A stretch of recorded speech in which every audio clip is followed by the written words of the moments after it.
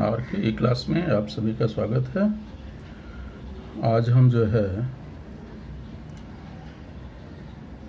मुक्ति वेग या पलायन वेग, इसके वेलोसिटी के बारे में पढ़ने वाले हैं। कल हम लोगों ने पढ़ा, इससे पहले हम लोग पढ़ा गुरुत्वीय स्थितिज ऊर्जा। ठीक है, पिछले पीरियड में हम लोगों ने ये पढ़ा गुरुत्वीय स्थितिज ऊर्जा। ठीक है, अब हम पलायन वेग के बारे में पढ़ने जा रहे हैं। तो पलायन वेग क्या होता है, इसको अच्छे ढंग से समझने के लिए क्या करना पड़ेगा। ये गेंद ले लेते हैं हम, कोई गेंद, और गेंद को ऊपर की तरफ जब हम ऐसा उछालते हैं, इसको फेंकते हैं गेंद, तो पृथ्वी के गुरुत्वाकर्षण बल के कारण वो क्या होता है, कुछ ऊंचाई पर जा कर के नीचे आ जाती है। अगर थोड़ा और बल लगाएं, वेग को और बढ़ाएं, तो कुछ और ऊंचाई पर जाएगी। तो इस तरह से हम बार बार बल लगा के फेंकते रहेंगे तो उसकी ऊंचाई धीरे धीरे क्या होगी, बढ़ती रहेगी, लेकिन पृथ्वी के गुरुत्वाकर्षण बल के कारण वो नीचे आ जाएगा। तो कहने का मतलब एक, जब हम किसी चीज़ को फेंकते हैं ऊपर, तो एक निश्चित ऊंचाई पर जा करके उसका वेग वहाँ पर क्या होता है, शून्य हो जाता है। जब वेग शून्य हो जाएगा तो क्या होगा, वापस वो पृथ्वी के गुरुत्वाकर्षण बल के कारण नीचे आ जाएगी। तो ये अधिकतम ऊंचाई उसके वेग पर निर्भर करती है। इसको न्यूटन के नियम के आधार पर, जो न्यूटन का तीसरा नियम है, तीसरा समीकरण है, उसके आधार पर प्रूव भी कर सकते हो। जैसे न्यूटन का तीसरा नियम क्या है, हम जानते हैं, v square is equal to u square plus 2as। और चूंकि हम ऊंचाई पर जब फेंक रहे हैं, तो जहाँ से लौटती है ये जाकर के पृथ्वी गुरुत्वाकर्षण के बल कारण, वहाँ पर v क्या हो जाता है, 0। और त्वरण क्या होता है वहाँ पर, जब हम इसको फेंक रहे हैं, नीचे से ऊपर की तरफ जा रहा है, तो क्या होता है, ये ऋणात्मक होता है। पृथ्वी का गुरुत्वाकर्षण विपरीत दिशा में कार्य करता है, क्योंकि हम पिंड को ऊपर फेंक रहे हैं। और जो s यहाँ पर है वो किसके बराबर है, h के बराबर है। तो देखिए, समीकरण रखिए इन मानों को, तो क्या मिल जाएगा, ये कौन सा नियम है, न्यूटन का ये तीसरा समीकरण है।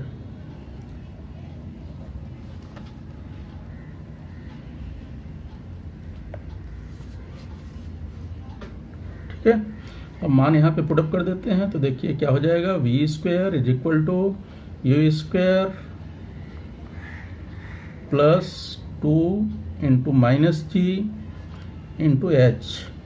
तो क्या मिल गया यहाँ पर, इसलिए 0 बराबर u स्क्वायर माइनस 2gh, अर्थात इसको इधर ले आएंगे तो क्या हो जाएगा, 2gh is equal to u square. इसलिए हम यहाँ पर h निकाल रहे हैं, h बराबर u स्क्वायर अपान 2g।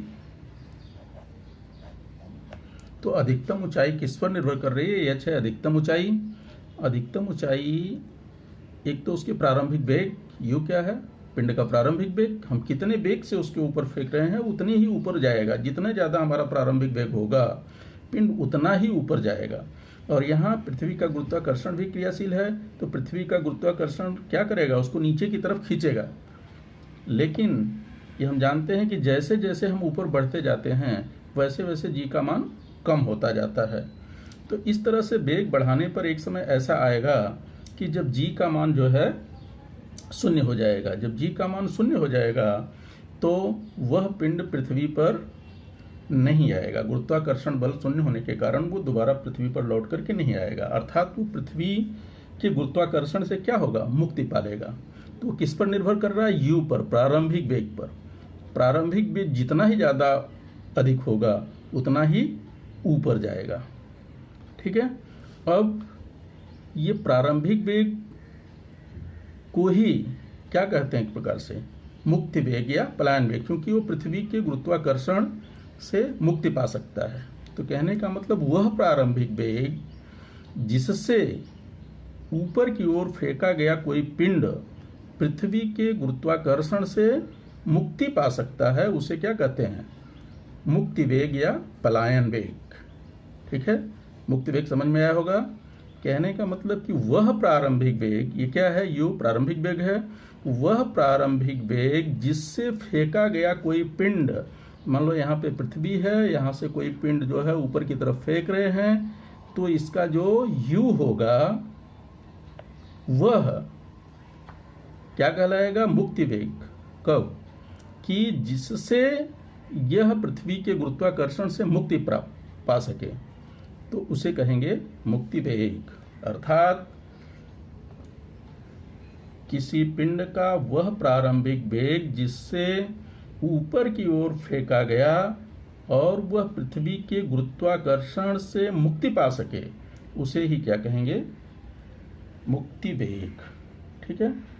अब जब मुक्ति वेग यानी प्रारंभिक वेग और मुक्ति वेग दोनों क्या हो जाएगा, बराबर हो जाएगा, तो वो पृथ्वी के गुरुत्वाकर्षण से ऊपर निकल जाएगा, उसको पृथ्वी का गुरुत्वाकर्षण बल उस पर क्रियाशील नहीं होगा। और चूंकि g जो होता है, यह गुरुत्वाकर्षण बल या गुरुत्वीय त्वरण जो होता है, पृथ्वी का जो गुरुत्वीय बल क्रियाशील होता है, वह दूरी के क्या होता है, दूरी के वर्ग के प्रतिलोमानुपाती होता है। तो जितने ऊपर जाएगा उतने जो है गुरुत्वाकर्षण बल उसका कम होता जाएगा, और वह दूरी बढ़ने के कारण अनंत पर जाकर के शून्य हो जाएगा। तो ये u जो प्रारंभिक वेग है, अर्थात जिसको हमने अभी मुक्ति वेग नाम दिया, इसका मान कितना होगा, या इसका मान ज्ञात करने के लिए हमको फार्मूला प्राप्त करना है। तो कैसे प्राप्त कर सकते हैं, यदि हम मान लेते हैं, यदि ऊपर जो गेंद फेंक रहे हैं या पिंड है, उसका यदि पिंड का द्रव्यमान m हो तो, ठीक है, तो इसके लिए हम क्या करें कि इसका जो है पृष्ठभाग पर देख लेते हैं कितनी ऊर्जा बनती है और अनंत पर कितनी ऊर्जा बनती है। तो पहले इसके पृष्ठभाग के, पृथ्वी के पृष्ठभाग कर निकाल लेते हैं। पृथ्वी के पृष्ठभाग पर क्या निकालना है, गतिज ऊर्जा। उस पिंड की गतिज ऊर्जा कितनी होगी, जब उसको फेंकेंगे तो गतिज ऊर्जा बराबर होती है कितना, 1/2 mv², जहाँ v उसका वेग है और m द्रव्यमान है। दूसरा, उसकी स्थितिज ऊर्जा कितनी होगी, स्थितिज ऊर्जा कितनी हो जाएगी, ये अभी कल हम लोगों ने पढ़ा, देखिए पृथ्वी के पृष्ठभाग से ऊंचाई पर, तो यहाँ पर देखेंगे तो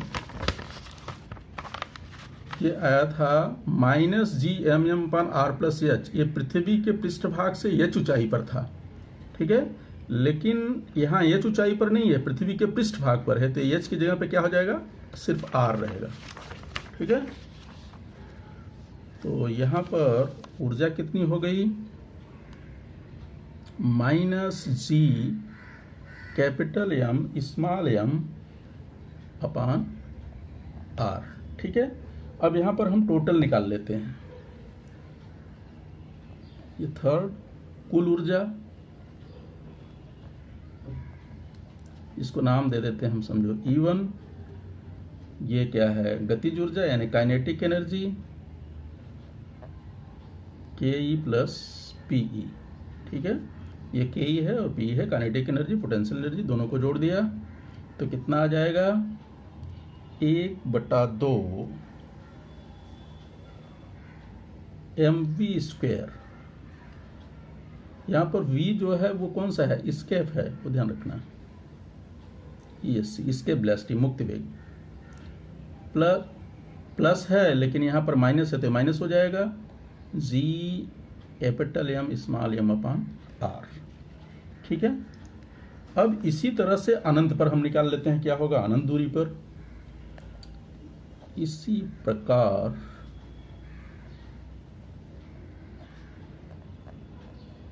अनंत दूरी पर निकालते हैं। अनंत दूरी पर सबसे पहले हम गतिज ऊर्जा निकाल लेते हैं।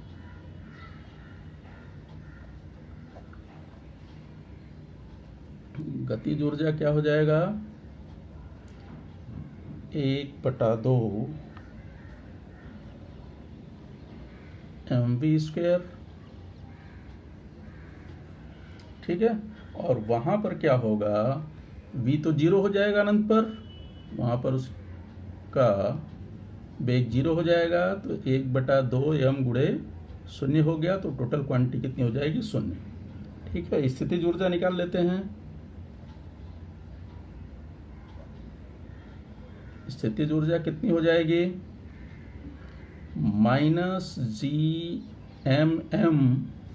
अपान क्या होता है, R। ठीक है, तो ये बराबर कितना हो गया, -Gm स्मॉल m, पिंड का द्रव्यमान, ये पृथ्वी का, ये पिंड का है, बटे R इसकी दूरी कितनी हो जाएगी, इन्फिनिटिव, तो डेट इज इक्वल टू 0। ठीक है, फिर यहाँ से टोटल निकाल लेते हैं, तो टोटल हमको क्या मिल जाएगा, दोनों का योगफल, यानी कुल ऊर्जा E2 मान लेते हैं। ये कुल ऊर्जा मतलब गतिज प्लस स्थितिज या काइनेटिक प्लस पोटेंशियल, दोनों जोड़ लेते हैं, Ke प्लस P, ये Ke है और ये P है। तो यहाँ पर कितना हो जाएगा, दोनों का योगफल 0 + 0 और बराबर कितना आ गया, 0 ही आया। अब हम क्या करें, इन दोनों कथनों को अगर मिलाते हैं तो हमको क्या मिलेगा। अब ऊर्जा की अविनाशिता के नियमानुसार, ऊर्जा के अविनाशिता के नियम से, ऊर्जा की अविनाशिता के नियमानुसार या नियम से क्या मिल जाएगा हमको, दोनों ऊर्जाएं समान होंगी, E1 = E2 के। तो अब देख लेते हैं E1 क्या है,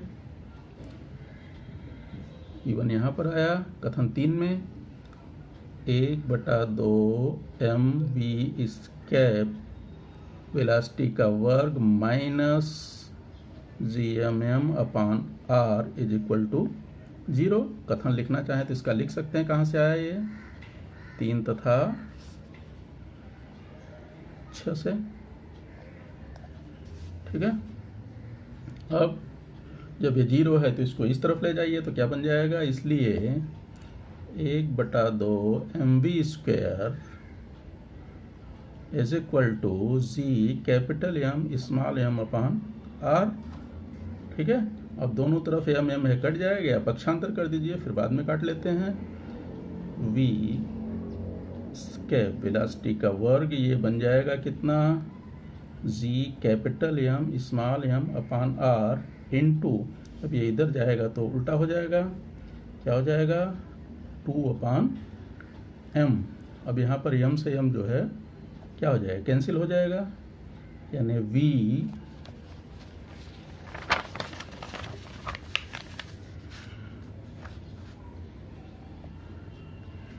का वर्ग 2Gm/r, और इसका वर्गमूल ले लोगे तो क्या बन जाएगा, वर्ग ले रहे हैं तो ये हो जाएगा √2Gm/r। ठीक है, ये एक फार्मूला तैयार हो गया इसके वेलोसिटी ज्ञात करने का। और अब यदि चाहें तो इसको दूसरा फार्मूला बना सकते हैं।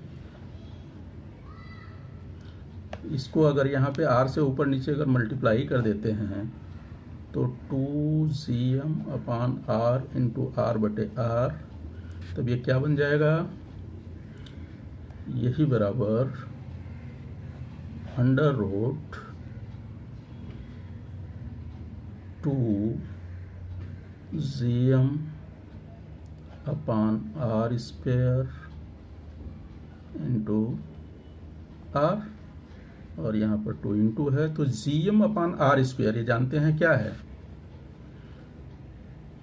√2Gm/r² को हम क्या जानते हैं, ये स्मॉल g की वैल्यू है, इंटू r। ये हमारा दूसरा फार्मूला मिल गया। ठीक है, अब आगे देख लेते हैं। ये दूसरा हो गया, तो अर्थात अपने को दूसरा फार्मूला मिल गया, v² वेलोसिटी बराबर √2Gm/r²। आर। ठीक है, ये हमारा हो गया दूसरा सूत्र। तो कहने का मतलब जब हमको जी और पृथ्वी की त्रिज्या मालूम रहेगी तब तो हम ये सूत्र निकालेंगे, लगाएंगे, और जब हमको द्रव्यमान और पृथ्वी की त्रिज्या दोनों मालूम रहेगा तो इसके पहले वाला फार्मूला लगा लेंगे। अब देखते हैं इसकी वैल्यू कितनी होती है। वैल्यू के लिए हम क्या करेंगे, इसमें मान रख देते हैं, हमको मान मालूम है, मान रख करके निकाल लीजिए। तो ये हो जाएगा, इसलिए वी इसके वेलोसिटी √2 इंटू जी का मान जानते हैं 9.8 होता है, इंटू आर का मान भी अब सबको मालूम है, पृथ्वी की त्रिज्या है 10⁶ मीटर। ठीक है, अब इसको अगर सिंप्लीफाई करते हैं तो क्या हो जाएगा, ये तीनों का आपस में गुणा कर लीजिए तो ये आ जाएगा 125.44 इंटू 10⁶।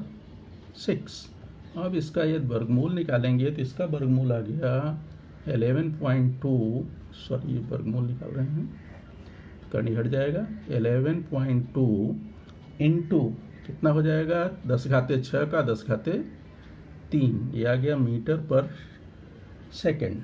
ठीक है, अब इसमें गुणा कर दो तो ये कितना बन जाएगा जो है, या 10⁻3 को हटा दो तो किस में आ जाएगा वो, किलोमीटर में, क्योंकि 10/3 जीरो है तो 1 किलोमीटर में 1000 मीटर होता है।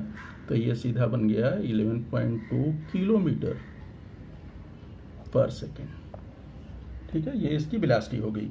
कहने का मतलब अगर जो हमारा मुक्ति वेग है वो 11.2 किलोमीटर प्रति सेकंड की रफ्तार से या उससे अधिक से छोड़ा गया, तब जो है ये जो पिंड छोड़ा गया पिंड पृथ्वी के गुरुत्वाकर्षण से मुक्ति पा सकता है, अर्थात वो पृथ्वी के गुरुत्वाकर्षण से फ्री हो सकता है। एक दूसरा देखिए इसमें उदाहरण दिया है, इसी के नीचे आगे उदाहरण, यह है उदाहरण, पेज नंबर तो आप जान ही रहे हैं कितना है, 14। तो इसको हम हल कर लेते हैं। सबसे पहले प्रश्न पढ़ लेते हैं क्या क्या मालूम है इसमें। अब देखिए यहाँ पर मालूम है चंद्रमा का द्रव्यमान और त्रिज्या क्रमशः इतना इतना है, तो चंद्रमा पर मुक्ति वेग ज्ञात करो। चंद्रमा के लिए द्रव्यमान दिया है, यहाँ पे प्रश्नानुसार जो जो मालूम है उसको हम लिख लेते हैं, देखते हैं क्या मालूम है प्रश्नानुसार।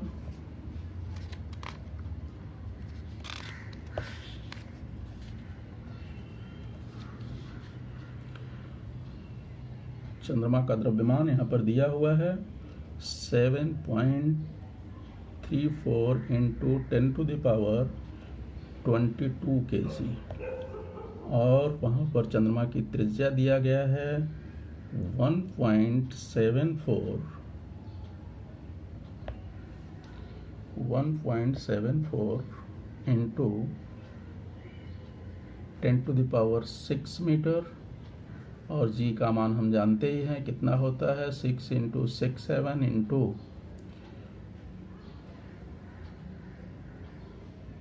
10⁻⁻11 न्यूटन मीटर स्क्वायर प्रति केजी स्क्वायर। अब हम मुक्त वेग के फार्मूले में रख देते हैं, इसलिए वी स्क्वायर वेलोसिटी बराबर √ 2 फार्मूले है, एक जी वाला है एक एम वाला है, तो हम एम वाला लगा देंगे तो हो जाएगा 2gm/r। अब इसकी वैल्यू पुटअप कर दीजिए, वैल्यू पुटअप करेंगे तो 2 इंटू जी 6.67 इंटू 10⁻11 और इंटू यम ऊपर मालूम है 7.34 इंटू 10⁻22 डिवाइडेड बाई, ये करनी पूरा है, R 1.74 स्क्वायर लगेगा तो हम इस, ये क्या है स्क्वायर नहीं है, ठीक है, 10⁻6। ठीक है, अब देखते हैं कितना बचा, इसको एक साथ कर लीजिए, जो फिगर्स है 2.67 into 7.34 upon 1.74 multiplied by, power देख लीजिए, ये है 10⁻22, ये है 10⁻11, तो 22 में से 11 कम हो गया तो कितना बचा, 10 घाते 11 और नीचे है 10 घाते 6, ये ऊपर जाएगा तो ये भी ऋण हो जाएगा, तो 11 में से 6 भी कम हो जाएगा, यानी कितना बचा 10 घाते 5। ठीक है, अब इसके आगे हम कहाँ पहुँच गए। अब इसका हम पहले मल्टीप्लाई कर लेते हैं या दशमलव हटा लेते हैं। दशमलव हटाने के लिए देखिए कैसे होगा, यहाँ पे 2 अंक है, यहाँ पर 2 अंक है, तो ये 2 अंक तो इससे हट जाएगा, बाकी बचा इसका 2 अंक दशमलव, तो इसमें से 2 जीरो ले लीजिए तो ये भी हट जाएगा। तो क्या बचा, √2 इंटू 667 इंटू 3734 इंटू 10⁻³ अपान 174। ये समझ में आया। 2 अंक दशमलव यहाँ, 2 अंक दशमलव अच्छा, तो इससे इसका दशमलव कैंसिल हो गया, बचा इसका 2, तो इसमें से 2 जीरो ले लिया तो ये 734 हो गया, तो यहाँ 10 घाते 3 बचा। ठीक है, अब इसको अगर काटना चाहें देखो तो ये 2 से कटेगा तो 2 से काट दीजिए, थोड़ा छोटा हो जाएगा, 2 × 8 16, 2 × 7 14। अब ये 87 है, 87 इतना बड़ा तो भागते नहीं आएगा, नहीं तो ये इसको देखो कटेगा, ये मेरे ख्याल से 3 से कटेगा, क्या 3 दूनी 6 3 9 27, लेकिन ये दोनों 3 से नहीं कटेंगे, तो कितना आया 3 दूनी 6 29 आया। तो 29 से देखो ये कटता है क्या, अगर यहाँ 29 से भाग देते हैं तो 29 दूना 58, कितना बचा 8 87, यानी 29 यहाँ 87 कट जा रहा है, तो इसको 29 से कट कर दीजिए, तो ये हो गया 3 और ये हो गया 23। ठीक है, अब इसको ये तो 3 से कटेगा नहीं, अब न तो ये मल्टीप्लाई कर लीजिए। देखिए मल्टीप्लाई करने में कितना आता है, 23 में इसका गुणा करके और 3 से भाग दे दीजिए, तो ये करीब आ जाएगा, भाग कर लीजिएगा, बहुत ईजी है, हमने किया है, हम लिख दे रहे हैं, इनटू ये 10⁻³ आ गया। अब इसका दशमलव हटाने के लिए 1 जीरो इसमें और ले लेते हैं, तो ये दशमलव भी हट जाएगा इसका, 56273 इंटू 10 का स्क्वायर। ठीक है, जब 10 का स्क्वायर हो गया तो 10 का स्क्वायर का वर्गमूल 10 आ जाएगा, इसका वर्गमूल ले लीजिए, इसका वर्गमूल कितना हो जाएगा 237.2 और इसका वर्गमूल हो गया 10, यानी ये आ गया कितना 2372 मीटर पर सेकेंड। ठीक है, और अगर किलोमीटर में निकालना है तो इसमें 1000 से भाग दे दो, 1000 से भाग देंगे 3 अंक पे दशमलव लग जाएगा, तो यानी ये बन जाएगा 2.37, आगे 2 है, 5 से कम छोटा छोड़ दो, किलोमीटर पर सेकेंड। यानी यहाँ पर अपना जो है चंद्रमा पर मुक्ति वेग जो आ गया, यानी वी स्केप जो आया, ये हो गया 2.37 किलोमीटर पर सेकेंड। ये अपना आंसर हो गया।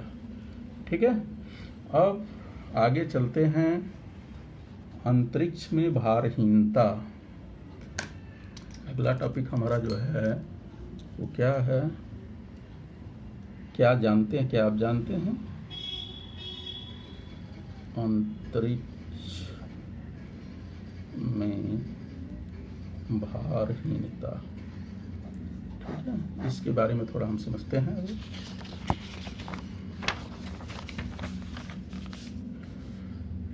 अभी जैसा भारहीनता मतलब भार का महसूस न होना, तो भार हमें महसूस कैसे होता है, जब हम कभी ऊपर जाते हैं तो पृथ्वी का गुरुत्वाकर्षण बल हमको ऊपर जाने से रोकता है, यानी हमको भार महसूस होता है। लेकिन जब हम नीचे की तरफ आते हैं तो अपेक्षाकृत हमको भार कम महसूस होता है। इसका उदाहरण आप पहले अपने दैनिक जीवन में अनुभव करके देखो। कभी अगर आप लोग झूले में बैठे होंगे तो झूला जब ऊपर की ओर जाता है तो हमको हमारा भार महसूस होता है कि हमारे अंदर भार है, लेकिन जब वही झूला नीचे की तरफ आने लगता है तो हमारा भार जो है हमको कम महसूस होता है, हम हल्के महसूस होते हैं। या इसी तरह से दूसरा अपने दैनिक जीवन में उदाहरण देखे होंगे, अगर आप लिफ्ट में गए होंगे, आजकल तो सभी लिफ्ट में आ जा रहे हैं, तो जब लिफ्ट में ऊपर की तरफ जाते हैं तो ऐसा महसूस होता है कि हमारा वजन है, हम वजनी हैं, परंतु जब लिफ्ट में नीचे की तरफ आते हैं तब हमको अपना वजन जो है कम महसूस होता है। ठीक है, यानी तो कम महसूस होने का मतलब हम भारहीन महसूस होते हैं।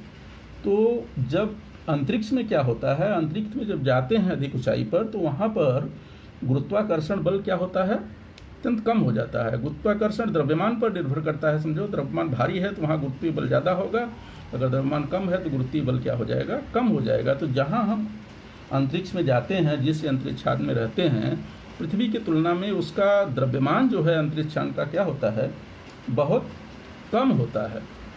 बहुत कम होने के कारण जो है वहाँ पर पृथ्वी का जो है गुरुत्वाकर्षण बल क्या होता है, कार्य ही नहीं करता। जब गुरुत्वाकर्षण बल कार्य नहीं करेगा, गुरुत्वाकर्षण बल के कारण ही हम जमीन पर टिके रहते हैं। यदि हमको गुरुत्वाकर्षण बल जमीन पे नहीं, अगर यहाँ भी पृथ्वी का गुरुत्वाकर्षण बल नहीं रहे तो हम कोई चीज़ जमीन पर रखेंगे तो रुकी रहेगी, नहीं रुकी रहेगी, ऊपर जाएगी। जैसे लिफ्ट का ये भी उदाहरण दिया, लिफ्ट अगर ऊपर से तेजी से छोड़ दिया जाए तो क्या हम इजली आएंगे, नहीं। लिफ्ट तेजी के साथ जब आएगा तो हम क्या करेंगे, थोड़ा ऊपर की उड़ने लगेंगे, मतलब हमारा वेट एकदम कम हो जाएगा। तो वही स्थिति यहाँ पे, अगर गुरुत्वाकर्षण बल ही खत्म हो जाएगा तो वहाँ पर क्या हो जाएंगे, हम फ्री हो जाएंगे। फ्री होने के कारण क्या होते हैं, वो भारहीन महसूस करते हैं। जब भारहीन महसूस करेंगे तब वो एक जो है उसमें वेग आ जाता है, टहलते रहते हैं जो है।